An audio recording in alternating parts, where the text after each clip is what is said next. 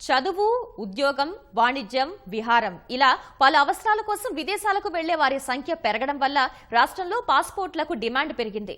Visakha passport కేంద్రం ఆధీనంలోనే విజయవాడ కేంద్రం పనిచేస్తుంది. ఏటా దాదాపు 4 లక్షల పాస్పోర్ట్లను జారీ చేస్తున్న ఈ రెండు కేంద్రాల పర్యవేక్షణ బాధ్యతలను పాస్పోర్ట్ అధికారి ఎన్ఎల్పి చౌదరి నిర్వహిస్తున్నారు. పాస్పోర్ట్ పొందడం సులభతరమని చెప్తున్న అధికారి ఎన్ఎల్పి చౌదరితో ఈటీవీ ప్రతినిధి ముఖాముఖి ఇప్పుడు. రాష్ట్రం విభజన తర్వాత విశాఖపట్నంలో ఉన్న కార్యాలయం మొత్తం రాష్ట్రంలోని 13 జిల్లాలకి ఇది సేవలను అందిస్తోంది. అత్యంత సులువుగా పొందగలిగే డాక్యుమెంట్గా పాస్పోర్ట్ను తీర్చిదిద్దడంలోని అలాగే వాటిని జారీ చేయడంలోని అధికార యంత్రాంగం ఏ రకంగా కృషి చేస్తోంది, ఎంత పారదర్శకంగా వ్యవహరిస్తున్నారన్న అంశాలని పాస్పోర్ట్ అధికారి చౌదరి గారు ప్రస్తుతం మనతో ఉన్నారు. చౌదరి గారు నమస్కారం అండి.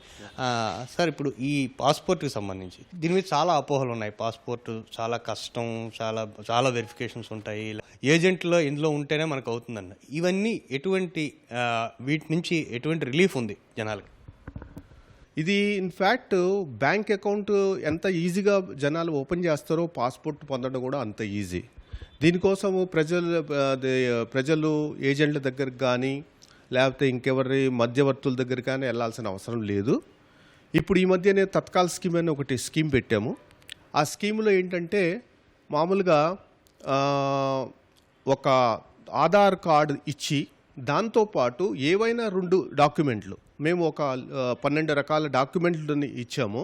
అందులో voter card, driving licence, pan card, ఇలా 12 రకాల డాక్యుమెంట్లు. ఆ 12 రకాల డాక్యుమెంట్లు ఏ 2 డాక్యుమెంట్లు ఇచ్చి నా మీద ఎటువంటి కేసెస్ లేవని ఒక అనక్షర్ ఈలో ఒక ధృవీకరణ పత్రం ఇచ్చి పాస్పోర్ట్ తీసుకోవచ్చు. దీంట్లో ఏంటంటే పాస్పోర్ట్ ఇమ్మీడియట్గా ఈ విషయంలో ఏంటంటే పాస్పోర్ట్ ఇమ్మీడియట్గా జారీ చేయబడుతుంది.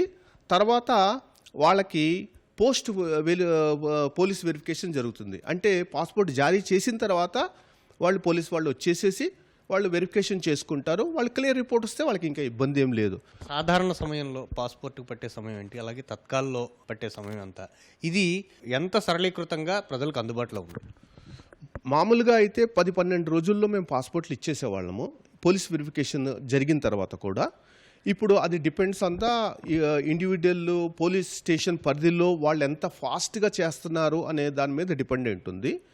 అట్ అన్ యావరేజ్ టైం 10-12 రోజుల్లో వేస్తున్నాము. ఈ కొత్త తత్కాల్ స్కీమ్ వచ్చిన తర్వాత ప్రజలు ఇంకా వారం రోజుల్లోనే పాస్పోర్ట్ తీసుకునే అవకాశం వచ్చింది ఇప్పుడు. అండ్ అదే తత్కాల్ వాళ్ళకైతే లెస్ దాన్ 3 days టైంలో ఇస్తున్నాము. ఇప్పుడు ఇదే స్కీము ఇంకా ముందు ఏంటంటే ఎడిషనల్ ఫీజు లేకుండా 5-6 రోజుల్లో తీసుకోవచ్చు. తత్కాల్లో అయితే మళ్ళీ పాత సిస్టంలో ప్రకారంగా 1-2 days తీసుకోవచ్చు. ఫీజులు ఎట్లా ఉన్నాయండి? ఫీజులు ఇప్పుడు 1500 నార్మల్ ఫీజు అండి. తత్కాల్కి 2000 ఫీజు. మన విదేశాంగ శాఖ ఏం చేసిందంటే ఫీజుని కొద్దిగా తగ్గించి సీనియర్ సిటిజన్స్కి ఒక 10% రాయితీ, మైనర్స్కి ఒక 10% రాయితీ ఇచ్చారు. సో ఇప్పుడు 1350 సీనియర్ సిటిజన్స్కి, అదే చిన్నపిల్లలకైతే లెస్ దాన్ మైనర్స్కి 15 years ఏజ్ వాళ్ళకైతే 900 రూపాయలు. ఈ దొంగ పాస్పోర్ట్లు అనేవి ఇప్పుడు బెడదగా సమస్య. ఈ సమస్యని ఎదుర్కోవడానికి అలాగే మీరు వెంటనే చెక్ చేయడానికి ఓన్లీ ఆన్లైన్లోనే ప్రధానం, లేకపోతే ఇంకేమైనా మీరు ఏమైనా ప్రత్యేకమైన విధానం అవలంబిస్తున్నారా? ప్రత్యేక విధానం అంటే ఇమిగ్రేషన్ అథారిటీస్ వాళ్ళకి తెలిసిపోతుంది. ఎందుకంటే మా డేటాబేసు వాళ్ళ డేటాబేసు అనుసంధానం అయి ఉంది. మాది కొంతమంది పాస్పోర్ట్ లాస్ట్ అయినా కానీ దాని మీద ట్రావెల్ చేయడం అనేది మాకు ఇమిగ్రేషన్ వాళ్ళు పట్టుకుని మాకు పాస్పోర్ట్లు పంపిస్తుంటారు. అలాగే మా డేటాబేస్లో కూడా వాళ్ళు దొరుకుతుంటారు. పేర్లు మార్చినప్పుడు, తండ్రి పేర్లు, తల్లి పేర్లు అవన్నీ మార్చినప్పుడు మాకు డేటాబేస్లో మాకు మ్యాచెస్ వస్తుంటాయి. సో అలా కూడా మేము పట్టుకుంటుంటాము. దీనికి తోడు ఏంటంటే మళ్ళీ ఇంకా ఇంటర్నేషనల్ క్రిమినల్ ఇన్వెస్టిగేషన్స్ వీళ్ళతోటి కూడా మేము టైఅప్ చేసి రెగ్యులర్గా వాళ్ళతోటి ఇంటరాక్ట్ చేస్తూ ఉంటాం ఈ విషయాల మీద. ధన్యవాదాలు.